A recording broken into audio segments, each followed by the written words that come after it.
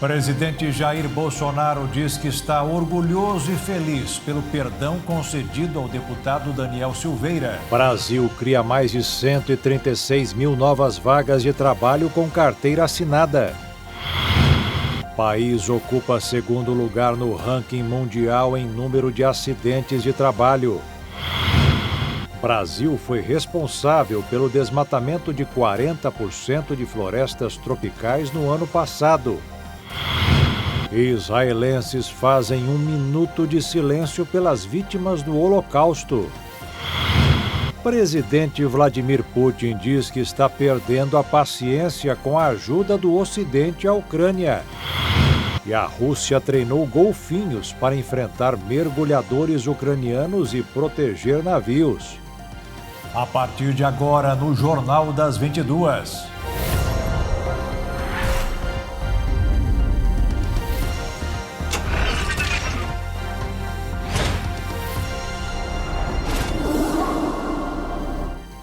Olá, boa noite. O presidente Jair Bolsonaro disse hoje que está orgulhoso e feliz pelo perdão concedido ao deputado Daniel Silveira. Quem tem mais detalhes sobre a declaração ao vivo de Brasília é o repórter Igor Damasceno. Boa noite, Igor. Oi, Jaqueto, boa noite a você, boa noite a todos que nos acompanham ao vivo aqui no nosso Jornal das 22. É isso mesmo. O presidente Jair Bolsonaro tem aproveitado eventos públicos para se manifestar sobre o tema. Hoje teve entrega de títulos de regularização fundiária em Paragominas, no interior do Pará. Bolsonaro, na oportunidade, falou que não se arrepende de ter concedido o perdão ao deputado federal Daniel Silveira e disse ainda que sente orgulho da decisão e do próprio parlamentar.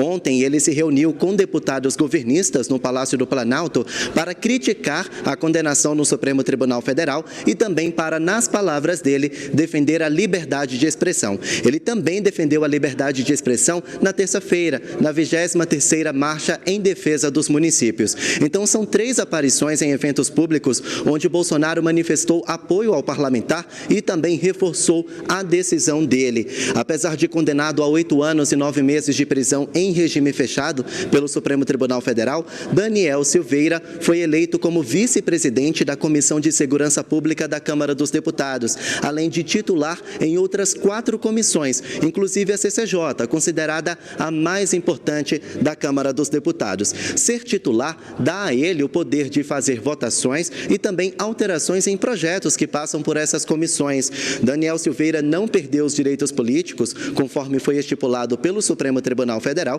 porque o presidente da Câmara dos Deputados, Arthur Lira, tem criticado essa decisão e disse que o tema precisa passar pelo aval do Senado Federal e também da própria Câmara. Então, o tema continua tramitando no Supremo Tribunal Federal e Daniel Silveira continua como parlamentar titular aqui na Câmara, viu, Jaqueto? Volto contigo. E o presidente da Rússia, Vladimir Putin, disse hoje que está começando a perder a paciência com a ajuda do Ocidente à Ucrânia.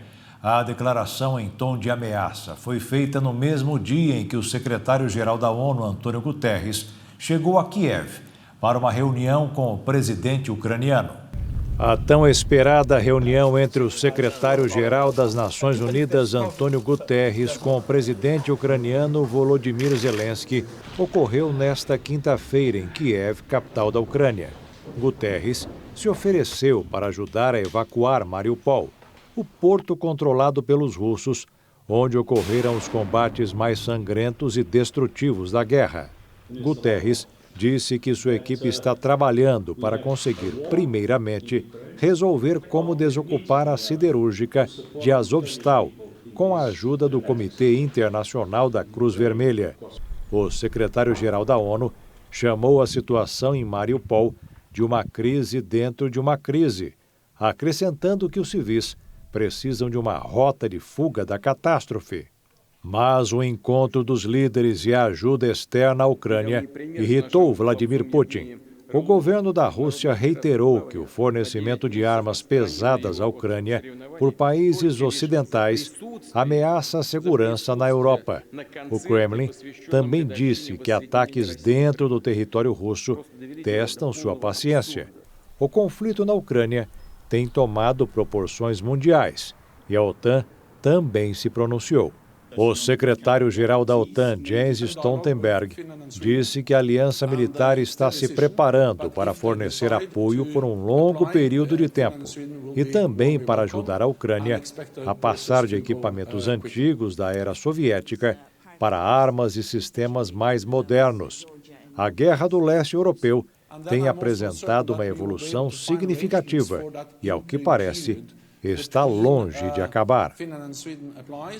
Um estudo divulgado hoje trouxe um dado alarmante. Em 2021, grandes extensões de floresta tropical foram queimadas ou desmatadas, o equivalente a mais de 11 milhões de hectares de área. O Brasil foi o responsável por quase metade da destruição das florestas tropicais no mundo. Grandes áreas foram queimadas ou desmatadas, sendo substituídas por cultivos e pecuária, especialmente no Brasil. Os dados são do estudo anual da Global Forest Watch, do World Resources Institute e da Universidade de Maryland. No ano passado, mais de 11 milhões de hectares de floresta foram perdidos nas regiões tropicais, e destes, 3,75 milhões corresponderam a florestas primárias. Segundo cálculos de pesquisadores, a destruição dessas florestas liberou 2,5 gigatoneladas de gás carbônico na atmosfera em 2021, o equivalente às emissões anuais da Índia. Mais de 40% das florestas primárias perdidas no ano passado estavam no Brasil, com cerca de 1,5 milhão de hectares derrubados ou queimados. Além das florestas tropicais, o relatório mostra que as florestas boreais sofreram a maior perda de cobertura florestal em 2 décadas. Os dados foram divulgados depois do compromisso de 141 líderes mundiais na COP26, realizada no fim do ano passado para deter e reverter a perda de florestas até 2030. Os pesquisadores advertem que, para atingir esse objetivo, será necessário reduzir drasticamente a destruição de florestas primárias a cada ano, até o fim da década. E agora vamos conferir quantas vacinas contra a Covid o Brasil aplicou até agora. 428.179.278. Em relação às de reforço, que são a terceira e a quarta doses, já são mais de 87.204.205. O Brasil criou quase 136 mil novas vagas de trabalho com carteira assinada no mês passado. E veja ainda, o presidente dos Estados Unidos, Joe Biden, pede licença ao parlamento para um pacote de 33 bilhões de dólares de ajuda à Ucrânia.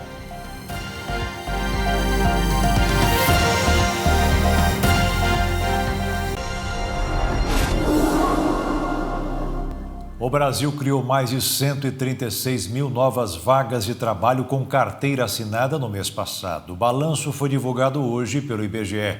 O número é positivo, mas ainda longe da realidade de nada menos do que 38 milhões de brasileiros que vivem na informalidade. O sonho da Maria é ser empresária. Estou fazendo curso de corte e costura. Meu sonho é ter meu ateliê próprio, entendeu?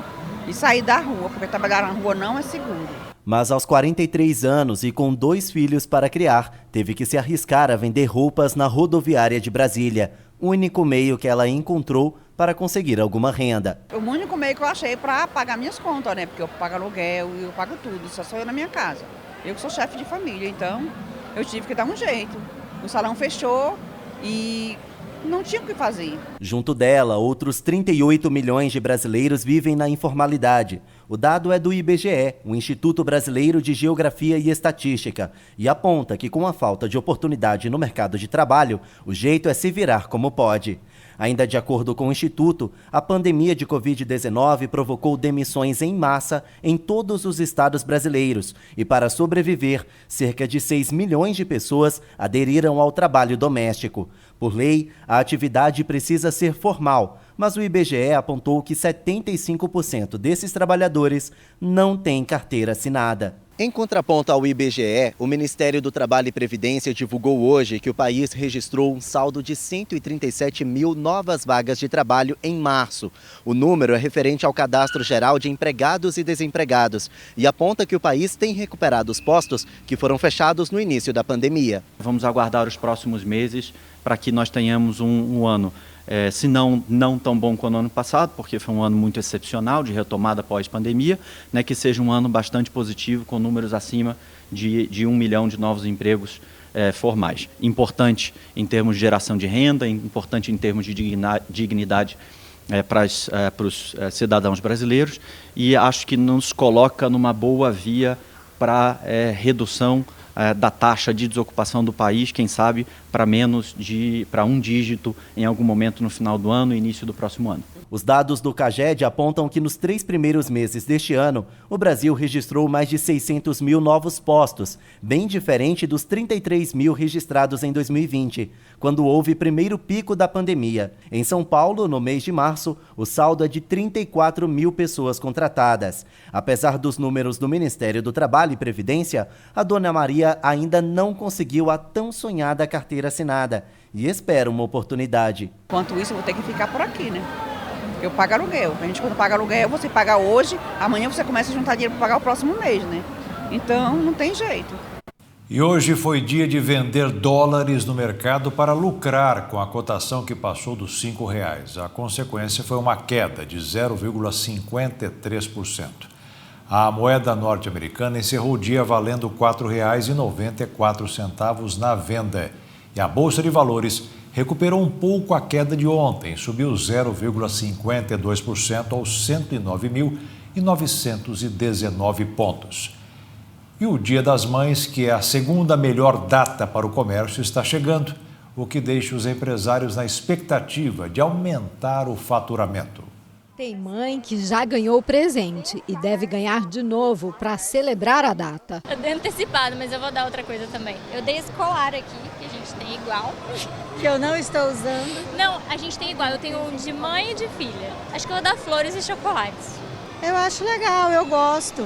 Eu gosto de ganhar chocolate. Mas se eu puder escolher, eu quero um sapato. Este ano, a movimentação financeira no Dia das Mães deve ficar 60% maior que no ano passado, com 348 milhões em todo o estado. Pesquisa da Federação do Comércio apontou que para comemorar o Dia das Mães, cada consumidor deve gastar R$ 340.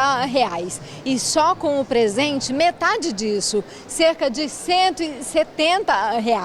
Tem mãe que já se antecipou e veio escolher o presente. Então hoje o passeio é assim meio estratégico para dar umas dicas? Sim, fazer uns pedidos. Se a mamãe liberar o cartão, aí o presente vem, né? Independente do presente, os filhos já estão andando para lá e para cá querendo marcar a data. Sapato, bolsa, é o que ela gosta. Vou superar a expectativa da minha mãe para esse ano, hein? Fazer uma surpresona. Nós nos preparamos para esse momento, nós reforçamos os nossos estoques, nós temos todos os tipos de produtos, todos vocês vão encontrar aqui com a gente, então podem vir que nós estamos preparados. De acordo com dados do Ministério da Saúde sobre a Covid-19 no Brasil, foram registradas nas últimas 24 horas 114 mortes e 19.916 novos casos. Dos mais de 30.418.000 diagnósticos, mais de 29.499.000 pessoas se recuperaram e 256.000 seguem em acompanhamento.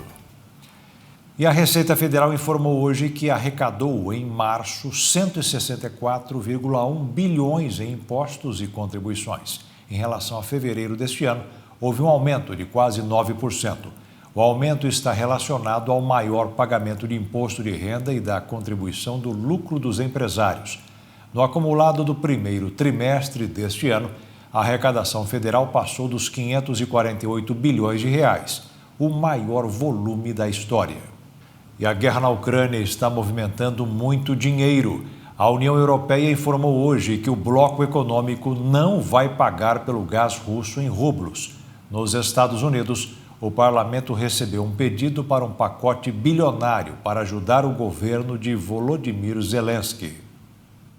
A União Europeia classificou como chantagem a medida da Rússia de interromper o fornecimento energético para a Bulgária e para a Polônia e, por isso, não vai atender à exigência de Vladimir Putin, que quer receber as vendas de gás na moeda russa.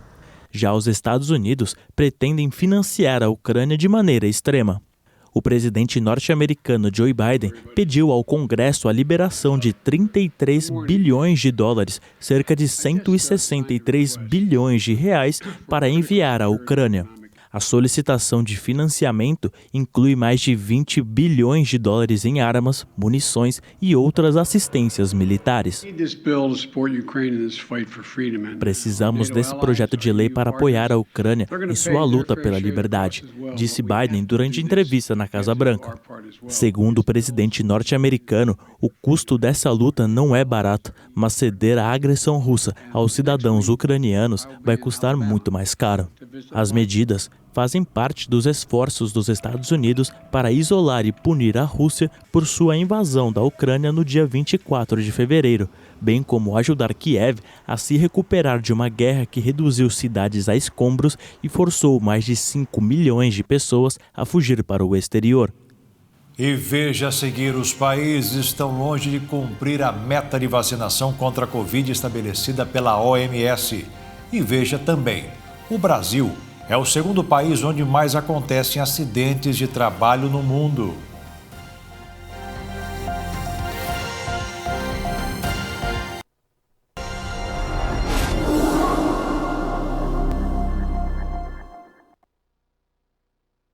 O segundo lugar no ranking dos 20 países mais ricos do mundo.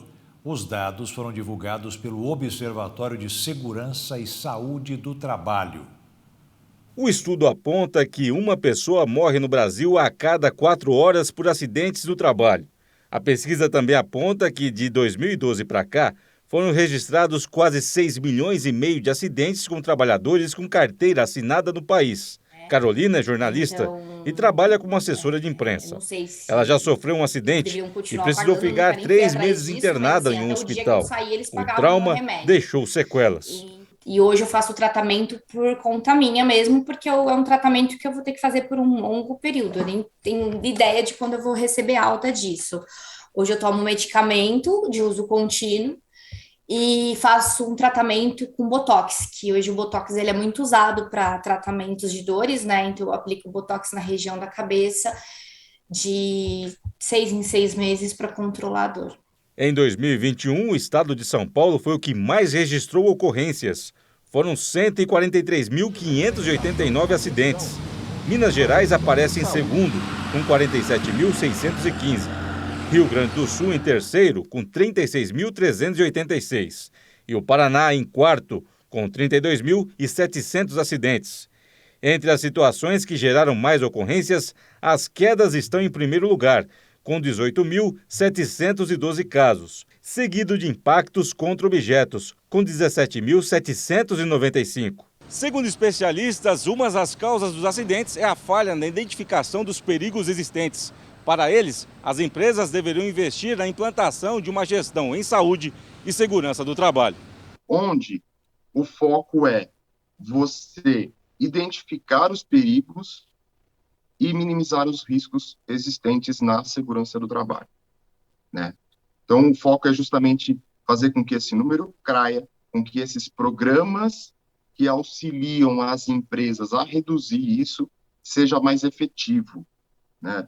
No passado, isso existia, mas por conta de uma série de atitudes das empresas, isso acaba sendo deixado de lado.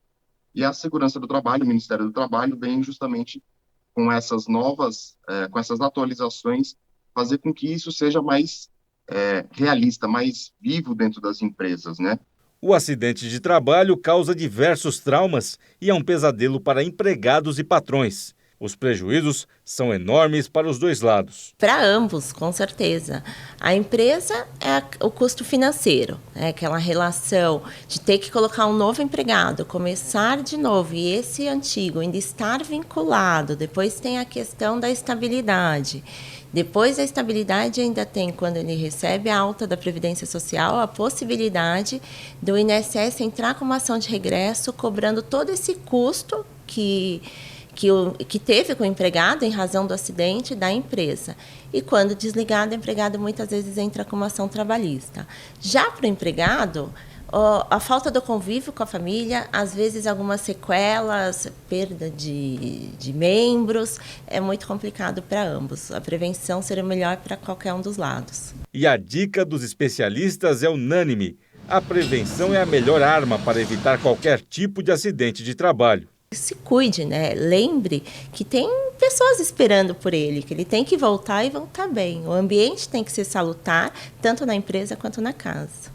Um avião que transportava deputados federais, prefeitos e vereadores, incluindo o filho do presidente Jair Bolsonaro, Eduardo Bolsonaro, arremeteu hoje em Florianópolis. O voo era de Brasília a Porto Alegre. O piloto fez a manobra depois de sentir uma forte turbulência provocada pelos ventos. Não houve maiores problemas e todos passam bem. A taxa de juros que o brasileiro paga quando pega dinheiro emprestado voltou a subir. No balanço do Banco Central divulgado hoje, a taxa mais alta, que é do rotativo do cartão de crédito, agora está em 355% ao ano. Essa é uma das explicações para o endividamento atingir um novo recorde. Em dezembro, 56% das famílias tinham alguma conta para pagar.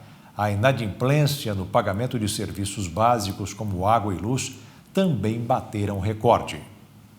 São quase 40 milhões de faturas atrasadas. Os calotes aumentaram devido à alta do valor da energia elétrica e dos alimentos. Com aproximadamente 30% de inadimplentes, a falta de pagamento de juros a bancos e cartões de crédito liderou o ranking das dívidas. A inadimplência no Brasil está no terceiro mês de alta seguida, próxima à registrada no pico da pandemia de Covid-19, em abril de 2020. No mês passado, mais de 65 milhões de pessoas não conseguiram pagar as contas em dia. A elevação das dívidas é um reflexo do momento atual do país, que registra uma diminuição na renda média dos brasileiros, além do desemprego, que por mais que tenha apresentado uma leve queda, continua na casa dos 12 milhões de desempregados. Pela falta de dinheiro, muitos brasileiros tiveram que escolher algumas contas para pagar e deixar outras para depois. Embora os indicadores apontem uma tendência de alta nas dívidas do país, algumas instituições realizam feirões para que os brasileiros não fiquem com o nome sujo. Só no mês passado foram mais de 2 milhões de acordos firmados.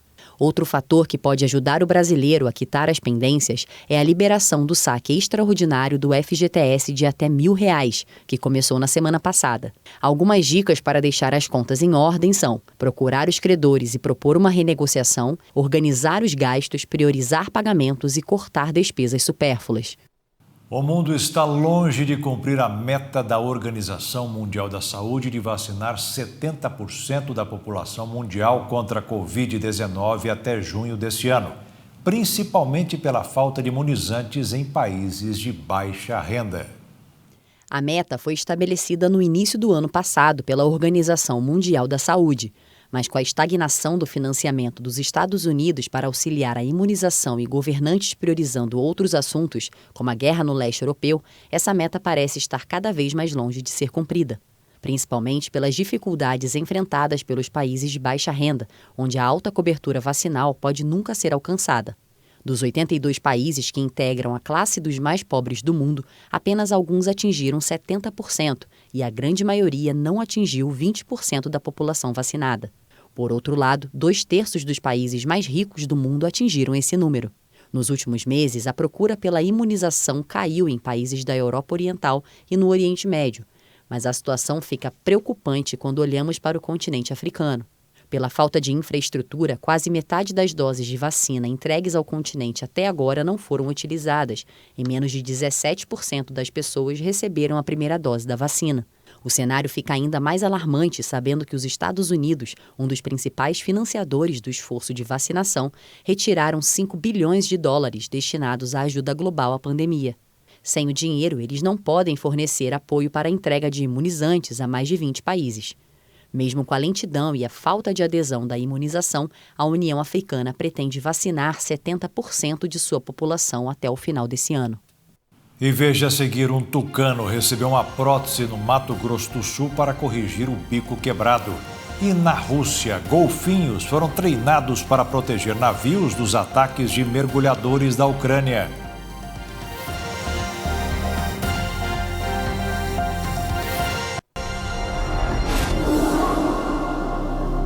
A Rússia fez novos ataques em cidades no leste da Ucrânia. Além desta região, o sul do país, que é banhado pelo Mar Negro, também virou alvo de dominação das tropas de Vladimir Putin.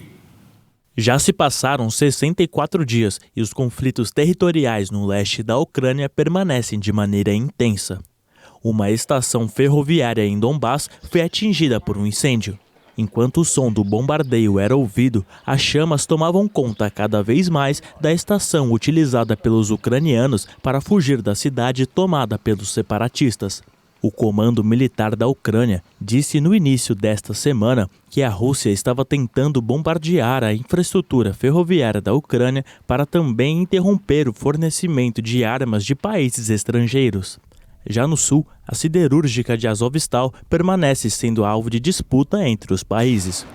Segundo um porta-voz da ONU, as Nações Unidas estão acompanhando um possível acordo com a Rússia para coordenar a evacuação de civis na fábrica em Mariupol. Mas enquanto nenhum acordo é realizado, mais ataques são registrados. Em Kherson, também no sul da Ucrânia, a situação é ainda mais preocupante. A cidade portuária, que foi altamente atacada e agora é controlada pelo exército russo, anunciou que, a partir do próximo domingo, dia 1º de maio, vai introduzir o rublo para substituir a moeda ucraniana. A transição das moedas tem sido considerada como um ato de anexação e uma grave violação por parte da Rússia da Carta das Nações Unidas. E as batalhas atingiram até a vida animal. O Instituto Naval dos Estados Unidos analisou imagens de satélite e concluiu que lá existem 2 compartimentos com golfinhos treinados pelo exército russo para proteger a frota de um possível ataque subaquático por mergulhadores ucranianos. Transformar estes animais em artilharia de defesa já remonta à União Soviética, quando foi criada uma unidade de treino de golfinhos para a detecção de armas submersas. E agora uma notícia super bacana. Um tucano ganhou uma prótese feita em impressora 3D porque estava com o bico quebrado e dificuldade para se alimentar. A cirurgia para o implante da prótese demorou 2 dias. Veja. Quem olha rápido ou de longe não percebe que o bico verde é uma prótese de filamento feito na impressora 3D, fixada com resina acrílica. O procedimento, que hoje permite que a ave tenha autonomia, foi realizado pelo médico veterinário Lucas Casati, do Centro de Reabilitação de Animais Silvestres de Mato Grosso do Sul. Por todo esse tempo, se alimentou com a ajuda dos tratadores, com a ajuda nossa, cortando mais finos, alimentos mais leves, para que ele pudesse chegar em fase adulta. Há 8 meses, o tucano chegou ao CRAS assim. Jovem com bico danificado. A parte superior era menor e a ponta amassada, o que dificultava a alimentação do animal. Era um animal jovem, estava abaixo do peso, logicamente, porque ele não tinha habilidade, ele não conseguia se alimentar como um animal da mesma espécie, da mesma idade, teria que se alimentar. Então, por isso, ele estava num score corporal pouco baixo dos demais. Foi preciso retirar cerca de 50% do bico com má formação para então fazer o implante. O molde foi feito a partir de uma imagem de tomografia para que fossem reproduzidos tamanho e peso. A preocupação do médico veterinário era em relação à anatomia e o sistema circulatório presente no bico do tucano.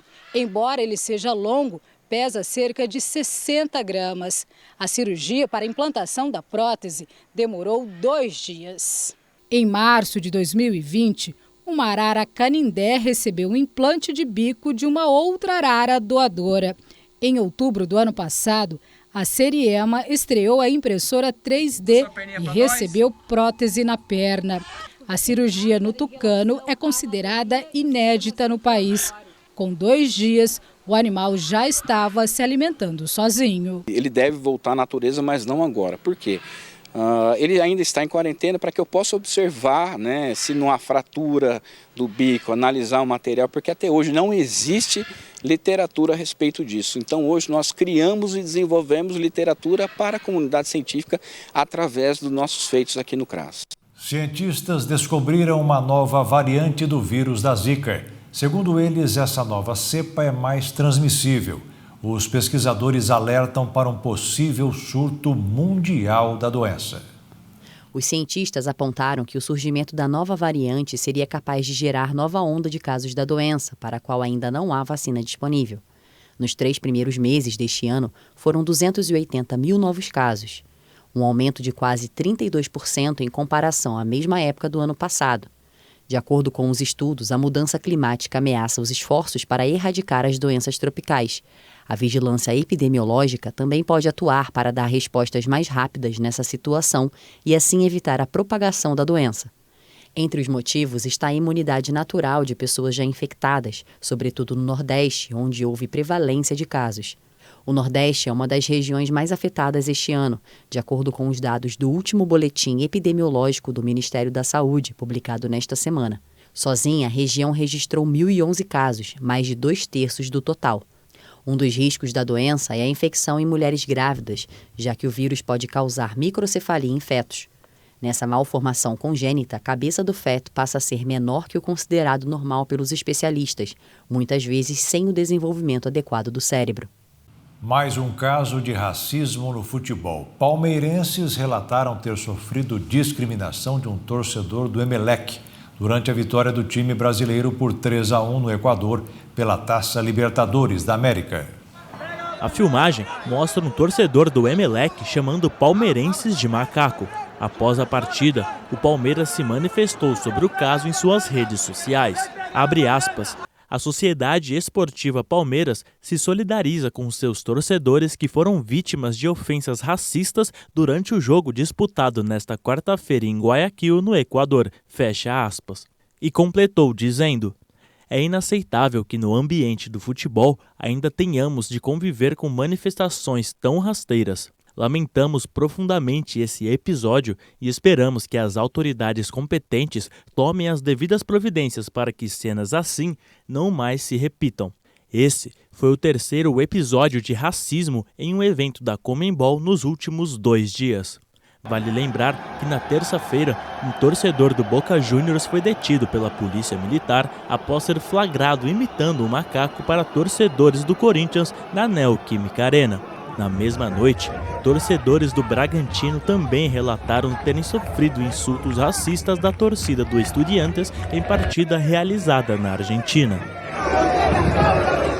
Em tempos de crise energética, surgiu uma iniciativa pioneira para promover o desenvolvimento sustentável a partir da geração compartilhada de energia solar nas favelas cariocas.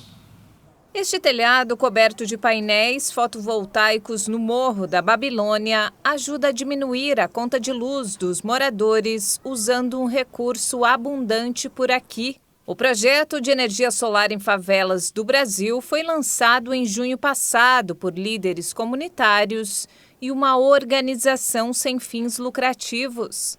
Hoje ela atende 34 famílias que recebem um desconto na própria conta de luz.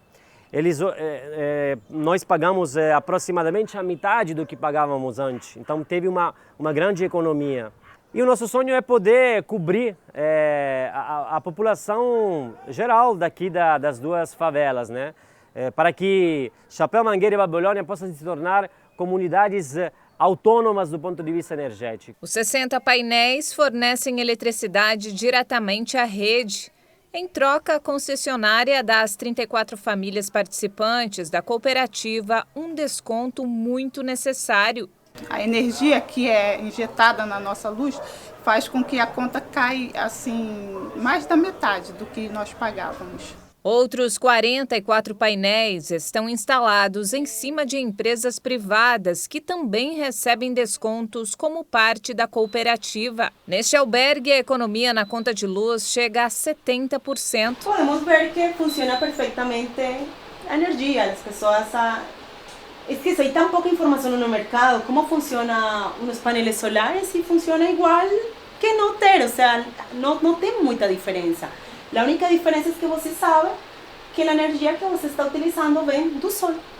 É isso. A ajuda chega em um momento crítico para os moradores de favelas que lutam para pagar suas contas. Segundo a Agência Nacional de Energia Elétrica, o preço médio da eletricidade para consumidores residenciais no Brasil deve aumentar 21% este ano, após subir 7% no ano passado. Além de ser uma fonte renovável, a energia solar também é uma alternativa às perigosas e clandestinas conexões de eletricidades, conhecidas como gatos, que os moradores usam para conectar ilegalmente suas casas à rede. As concessionárias de energia elétrica estimam que a prática comum custa R$1,5 bilhão por ano e contribui para o aumento dos preços. Atualmente, o Brasil obtém apenas 1,8% de seu consumo da energia solar. O presidente do Senado, Rodrigo Pacheco, e o da Câmara dos Deputados, Arthur Lira, defenderam hoje o processo eleitoral no Brasil com urnas eletrônicas. Em uma publicação em suas redes sociais, Rodrigo Pacheco garantiu que as eleições são confiáveis e defendeu o uso da urna eletrônica. Abre aspas, as instituições e a sociedade podem ter a convicção da normalidade do processo eleitoral. A justiça eleitoral é eficiente e as urnas eletrônicas confiáveis. Pacheco também saiu em defesa da Corte Eleitoral. Ainda assim, o TSE está empenhado em dar toda a transparência ao processo desde agora, inclusive com a participação do Senado, afirmou. Não tem cabimento levantar qualquer dúvida sobre as eleições no Brasil. O Congresso Nacional é o guardião da democracia. Fecha aspas. Já Arthur Lira classificou o processo eleitoral brasileiro como uma referência. Abre aspas. O processo eleitoral brasileiro é uma referência. Pensar diferente é colocar em dúvida a legitimidade de todos nós, eleitos em todas as esferas. Vamos seguir, sem tensionamentos, para as eleições livres e transparentes. Fecha aspas. Com a pandemia, o número de crimes cometidos através da internet, geralmente estelionato e fraude eletrônica, aumentaram consideravelmente no país. E em Dourados, no Mato Grosso do Sul, não é diferente. Na medida com que a tecnologia foi evoluindo e tomando cada vez mais espaço no cotidiano das pessoas, os golpes cibernéticos, ou seja, aqueles praticados na internet, também aumentaram. Com isso, os estelionatários chegam com mais facilidade para fazer o que eles sabem de melhor: roubar. O golpista ele se utiliza dessas ferramentas para poder chegar até a sua vítima, né? E hoje nós temos, com o avanço da tecnologia, facilitou muito o acesso às pessoas por essas ferramentas, e aí o golpista consegue chegar a uma pessoa desconhecida, ou pode até ser conhecida, e aí iniciar o processo do crime, que é na tentativa do golpe, e conquistar a vítima para poder tirar uma vantagem ilícita. Quem é acostumado a comprar sempre online sabe bem o sufoco que é ser clonado. Por conta da praticidade, esta servidora pública faz com frequência compras online. E mesmo tomando todos os cuidados, já foi vítima de estelionatários que clonaram o cartão de crédito diversas vezes. Cada vez que eu uso o cartão, eu recebo uma mensagem SMS. E aí eu recebi uns valores que eu não reconheci. E, inclusive era bem tarde da noite. E aí entrei em contato com o cartão, né, com o 0800 deles, e eles informaram, pediram para eu verificar todas as contas que eu tinha naquele período, para eles checarem o que era falso e o que não era, né? Depois, com o tempo, eles me ressarciram, viram que era fraude mesmo, né? Me ressarciram o valor. Adriana ainda explica que a solução encontrada para não cair mais em nenhum golpe foi criar um cartão de crédito virtual. Eu consigo gerar ele cada vez que eu vou fazer uma compra. E ele é de uso único, então eu preencho os dados no site com aquele cartão, ele funciona normal com a minha bandeira, tudo normal, e é de uso único. Uma vez usado, ninguém mais consegue utilizar aquele número, então não tem como ser reutilizado, né? E gostei demais da compra. Muitas vezes até prefiro fazer essa compra assim, me sinto mais segura, né?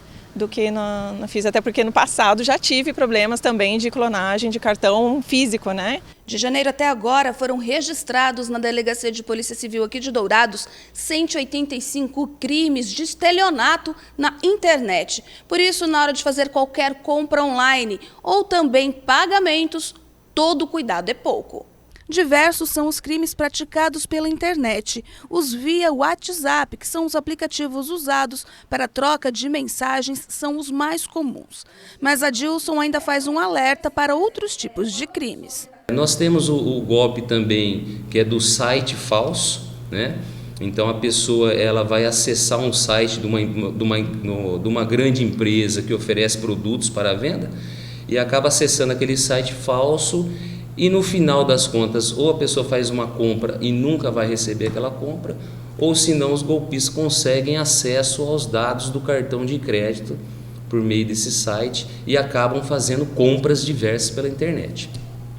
Nós temos também o golpe da falsa empresa de empréstimo bancário, empréstimo consignado, empréstimo bancário, em que a empresa, o golpista se passa como representante de um banco e oferece um valor com juros muito atrativo, né, totalmente fora da realidade normalmente, e aí através dessa conversa acaba enganando a vítima. E aí, para liberar o valor do empréstimo, solicita o pagamento adiantado de taxas. E nós temos também o golpe que é comum, é o chamado golpe da OLX, que normalmente envolve veículos, né? Compra e venda de veículos. As vítimas têm infelizmente, experimentado grandes prejuízos, né? Porque às vezes um veículo de alto valor e acaba perdendo essa quantia. O golpe do OLX tem um intermediário entre o comprador e o vendedor. Esse intermediário é o golpista, que acaba enganando o vendedor, enganando o comprador e ainda cria uma história para que tanto o vendedor e o comprador não se comuniquem. Quando o assunto é transação que envolve dinheiro via internet, todo cuidado é pouco. Mas caso você caia em algum golpe, é preciso sim procurar a polícia. Em primeiro lugar, a gente tem que primar sempre pela prevenção, né? Os cuidados necessários para não cair no golpe. Tudo que for envolvendo negociação de dinheiro de forma virtual, né, redobre a atenção. A prevenção é a melhor saída, claro, você evita cair num golpe. Caso venha cair no golpe, interessante fazer o registro da ocorrência para as providências, tanto cíveis quanto criminais. A inflação do aluguel subiu em abril e também registra alta em 12 meses. Impactado pela alta dos combustíveis, o indicador ainda conseguiu ficar menor, com o recuo dos preços ao atacado de mercadorias agrícolas. O Índice Geral de Preços Mercado, conhecido como inflação do aluguel, por servir de parâmetro para o reajuste de diversos contratos, ficou em 1,41% em abril, desacelerando em relação à alta de 1,74% em março. Segundo a Fundação Getúlio Vargas, com o resultado, o índice já passou a acumular alta de quase 7% ao ano e mais de 14% em 12 meses. Além da variação dos preços ao consumidor, o IGPM também acompanha o custo de produtos primários, matérias-primas, preços no atacado e dos insumos da construção civil. Neste mês, importantes commodities agrícolas contribuíram para reduzir a inflação ao produtor. Soja, milho e café, grãos que respondem por 13% do IPA, apresentaram queda média de 7,3%. Segundo a FGV, a desaceleração só não foi mais expressiva em abril em razão da alta dos preços dos combustíveis. Os aumentos responderam por 60% da inflação medida pelo Índice de Preços ao Produtor Amplo. Hoje foi dia de homenagem em Israel. Os israelenses pararam por 2 minutos em memória aos milhões de judeus assassinados no Holocausto.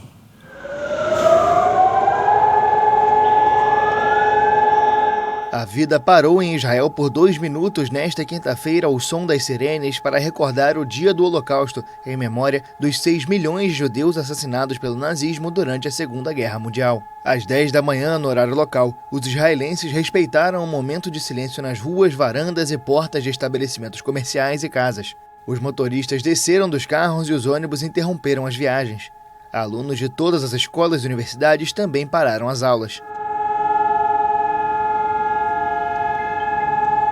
Todos os canais de televisão e as rádios transmitem desde quarta-feira depoimentos, documentários e filmes sobre o genocídio. Durante uma cerimônia no Memorial do Holocausto em Jerusalém, Yad Vashem, o primeiro-ministro israelense Naftali Bennett afirmou que o sistemático assassinato de judeus durante a Segunda Guerra é a expressão final e absoluta dos milhares de anos de antissemitismo.